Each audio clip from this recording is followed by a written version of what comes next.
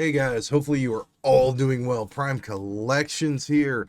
Well, this morning at 6 a.m. Pacific time, 9 a.m. Eastern, the Winter Convention shared exclusives went live at Funko's website and a lot of the other retailers. And I was very intrigued to see how things would play out and to see what would sell out. Some of the stuff I thought would sell out sold out fairly quickly, and some things that I really was surprised by sold out. So we're going to talk about all that today, but let's not hesitate. Let's not wait any longer. Let's get into the world of Funko today.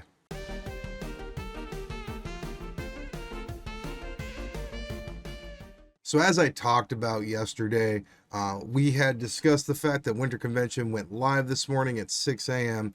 And I basically got up, I want to say about 5:30 a.m. my time.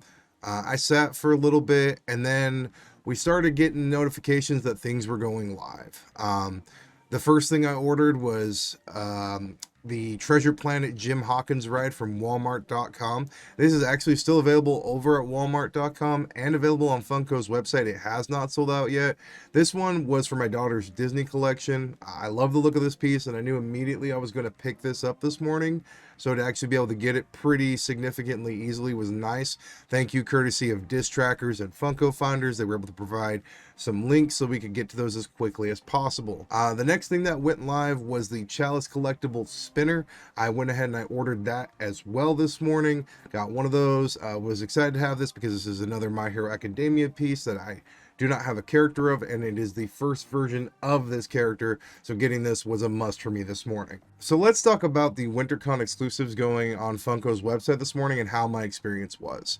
There was nothing I necessarily wanted, but I just wanted to test something to see how it went. So I went ahead and I ordered 1,000 Sunny. I put it in my cart, and when I did that, it told me I had a wait time of about a minute. It then told me my estimated wait time was less than a minute, and then I was able to purchase it pretty easily. I did get the Ring of Death that people talk about sometimes, where it just sits there and it spins. But overall, this sat on the website for about 10 minutes, and a lot of people were able to get it. I know some people had some issues, but for me, it was a very easy con experience. I was actually kind of shocked. They had 2 captchas in place before you could go ahead and place the order, and it seemed like that the website ran a little bit smoother for me today. What about you guys? How was your, picking up process from Funko's website? If you did purchase something, was it smooth? Was it not so smooth? And as I'm recording this, the convention exclusives have been up for 3 hours, so this felt like the perfect time to where we could get kind of an idea of what were the popular items off of Funko's website. I thought the Luffy with Thousand Sunny would sell out first. Surprisingly, it did not. The first thing to sell out was Ukiora from Bleach. I think that because this is a first variant of this character, it's a very popular, character in the anime. I think that this one definitely had potential to sell out, but I did not expect it to sell out immediately. I think it is still available over at GameStop, but I am not sure if it sold out on Funko's website as quickly as it did. I don't perceive it lasting very long on GameStop's website. And then the second thing to sell out, which wasn't a surprise, was the Luffy with Thousand Sunny.